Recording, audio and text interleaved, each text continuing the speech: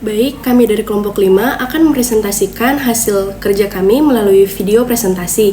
Namun sebelum itu, perkenalkan nama saya Ensa Sempaleng dan 3 orang teman saya, ada Abram Sanggel, Denis Timpua, dan Wahyu Rumerung. Nah, pada bagian ini saya akan menjelaskan tentang kode input data dan bobot WPM. Di bagian kode ini, kita mulai dengan menampilkan judul program, yaitu program perhitungan metode weight product. Ini menjadi informasi awal bahwa program ini digunakan untuk menghitung nilai weight product dari beberapa alternatif. Yang pertama, mendefinisikan alternatif. Pertama, kita membuat sebuah list bernama alternatif yang berisi 3 nama, yaitu Ungke, Amin, dan Epi. List ini mewakili alternatif yang akan dievaluasi. Dalam konteks ini, ketiga alternatif tersebut dapat berupa objek atau entitas yang kita bandingkan, misalnya restoran, kandidat, atau pilihan lainnya. Python alternatif sama dengan Ungke, Amin, Epi. Mendefinisikan data kriteria. Selanjutnya, kita membuat sebuah variabel bernama data yang berisi nilai kriteria dari setiap alternatif. Setiap baris mewakili satu alternatif, dan setiap angka di dalamnya mewakili nilai dari masing-masing kriteria, mulai dari C1 sampai C5. Python data 42, 66, 60, 75, dan 2.35 untuk Ungke. Dan untuk Amin 50, 90, 72, 60, 1.421. Dan yang terakhir untuk Epi 63, 91.5, 65, 80, dan 2.585. Dengan cara ini, program dapat membaca semua nilai yang dibutuhkan untuk melakukan perhitungan weight product. Selanjutnya, bobot mentah atau bobot preferensi. Kemudian kita mendefinisikan bobot mentah, yaitu bobot awal atau tingkat kepentingan setiap kriteria sebelum dinormalisasi. Python, bobot mentah sama dengan 5.3,4,4,2. Bobot ini menunjukkan seberapa penting masing-masing kriteria dalam proses penilaian. Misalnya, C1 memiliki bobot tertinggi yaitu 5. Artinya, C1 memiliki pengaruh terbesar terhadap hasil akhir. Lalu kita menentukan jenis dari masing-masing kriteria. Simbol tambah artinya benefit, semakin besar semakin baik. Sebaliknya, simbol kurang artinya cost, semakin kecil semakin baik. Python, jenis tambah, kurang, tambah, kurang. Penentuan jenis kriteria ini penting karena akan mempengaruhi cara normalisasi data sebelum dihitung menggunakan weight product. Selanjutnya, menampilkan data ke layar. Terakhir, program menampilkan seluruh data alternatif beserta bobot untuk membantu pengguna melihat kembali input yang digunakan sebelum proses perhitungan dilakukan. Python, print, data alternatif for I in range, len alternatif. Print F alternatif data I. Print / bobot kriteria sebelum dinormalisasi, bobot mentah. Hasilnya, setiap alternatif ditampilkan bersama nilai kriterianya dan bobot mentah ditampilkan dalam satu baris. Bagian ini membantu memastikan bahwa data input sudah benar sebelum masuk ke proses perhitungan weight product. Demikian, terima kasih. Baik, perkenalkan nama saya Denis Timpua. Pada video kali ini saya akan melanjutkan penjelasan yang telah dijelaskan oleh teman saya sebelumnya mengenai program perhitungan metode weighted product. Di sini akan membahas mengenai penghitungan total bobot normal dan nilai S, juga nilai V. Yang pertama, pada total bobot normal.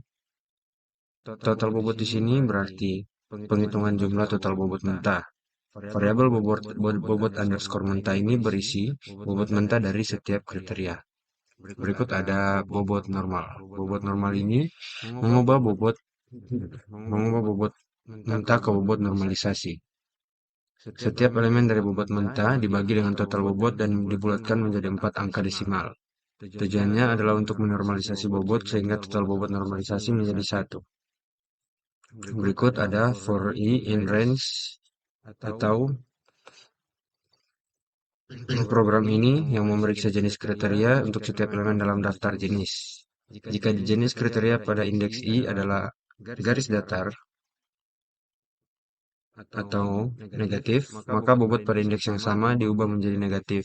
Hal ini mungkin dilakukan untuk menunjukkan bahwa kriteria tersebut bersifat negatif. Misalnya, biaya, waktu, atau hal lain yang semakin kecil lebih baik. Berikut ada perhitungan nilai S.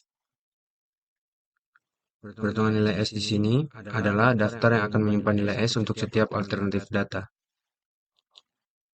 Dan berikut for A in data, yang berarti setiap elemen dalam data adalah suatu alternatif yang dalam loop ini, setiap elemen A yang merupakan sebuah alternatif akan diproses. Dan untuk setiap alternatif A, nilai S dihitung dengan cara membagikan setiap nilai atribut.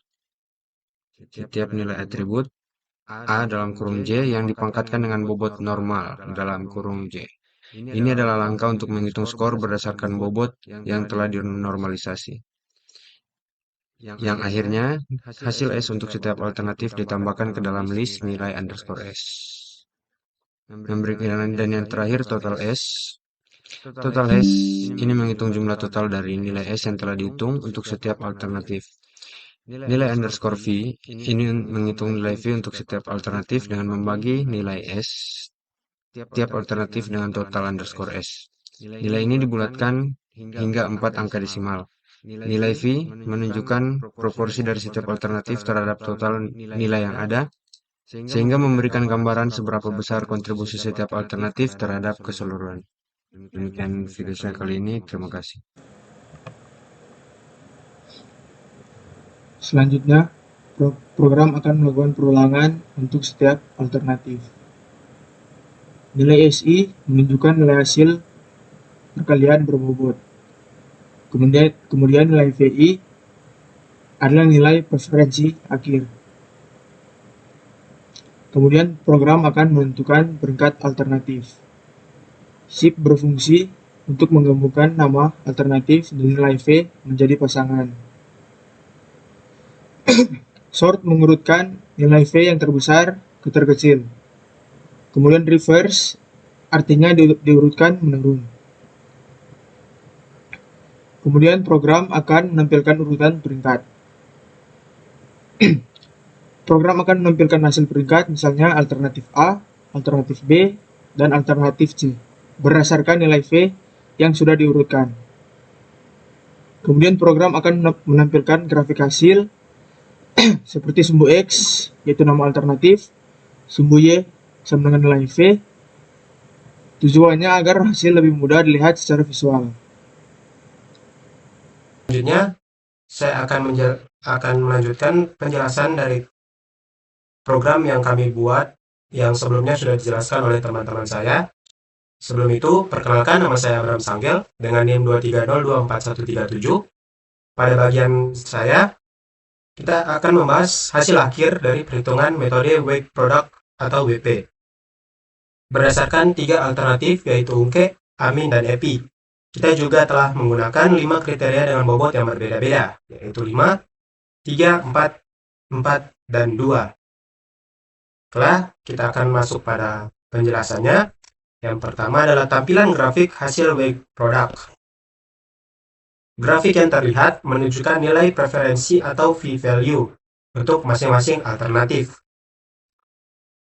Grafik ini memberikan gambaran visual mengenai siapa yang memiliki nilai terbaik berdasarkan keseluruhan kriteria yang dihitung menggunakan metode weight product. Selanjutnya adalah nilai perhitungan S atau S-value. Pertama-tama, mari kita lihat nilai S dari masing-masing alternatif. Ungke memiliki nilai S sebesar 8,28, Amin memiliki nilai S sebesar 8,65, sedangkan Epi memiliki nilai S sebesar 8,96.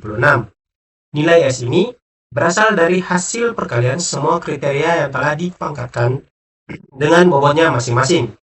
Semakin tinggi nilai S, menunjukkan semakin kuat hasil evaluasi alternatif tersebut sebelum dinormalisasi. Lalu, Setelah mendapatkan nilai S, kita melakukan normalisasi untuk mendapatkan nilai V atau nilai preferensi akhir. Nilai V menunjukkan perbandingan kekuatan alternatif terhadap total nilai semua alternatif. Berikut adalah hasilnya.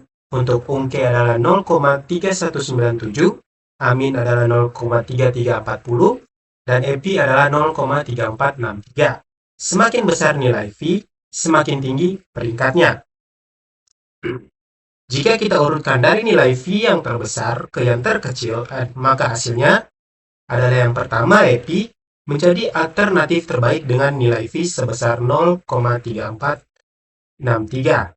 Ini berarti EPI memiliki performa keseluruhan paling baik berdasarkan bobot dan nilai setiap kriteria. Untuk yang kedua adalah Amin. Amin berada di posisi kedua dengan nilai 0,3340. Selisihnya tidak terlalu jauh dari EPI, sehingga Amin juga memiliki kualitas yang kuat. Dan untuk posisi ketiga adalah UNKE. UNKE berada di posisi ketiga dengan nilai 0,3197, yang menunjukkan performanya sedikit lebih rendah dibanding dua alternatif lainnya.